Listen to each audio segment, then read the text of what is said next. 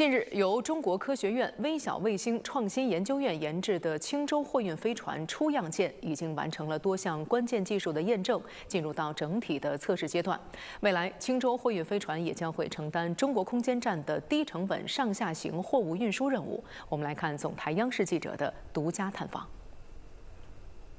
在太空拆快递是种什么体验？最近，太空快递小哥，我国最新研制的轻舟货运飞船迎来它的摸底考试，进入到整体测试阶段。而我们呢，也进行了独家探访，这也是轻舟货运飞船首次公开亮相。可以看到，我们的轻舟货运飞船啊，是由主体的这样一个密封舱和后段的这样一个非密封的尾椎构成。它可以形象地想象成我们看到的这种货车哈，就好像是一个大的密封箱，以及后面一个皮卡的拖斗。 这样呢，可以在这个密封舱里面呢，就能够搭载精密的设备、仪器以及生活需要的这些物资；而在后面的这个开放的这个尾椎上呢，就能够搭载需要进行空间暴露实验的这样一些设备。这个就是我们做的一个太阳帆板展开这样的一个实验卫星，未来可以在太空当中进行分离，进行各种各样的试验。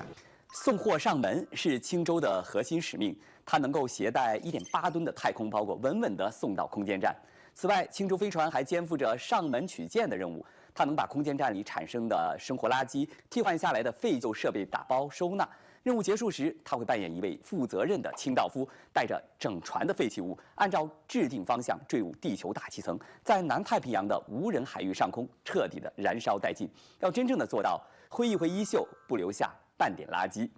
除了能送能取，轻舟飞船的货舱更是别有洞天。 首先，它搭载了可以配置的冷链系统，相当于一个模块化的太空冰箱。每个模块的容积是60升，而且可以像搭积木一样灵活配置冰箱的数量，最多配置5个，也就是300升的总容量。更加贴心的是，冷链的温度呢，可以在0到8度之间精准的调节，所以无论是保鲜蔬菜水果，还是储存特殊的生物样本，都能够找到合适的温度。 未来太空烧烤的食材呢，也会更加的新鲜丰富。不仅如此，轻舟飞船的货舱呢还是智能的，通过 AI 管理货物，航天员可以语音交互，快速的找到所需的物品，随时掌握物资的情况，进一步提升太空生活的效率和便捷性。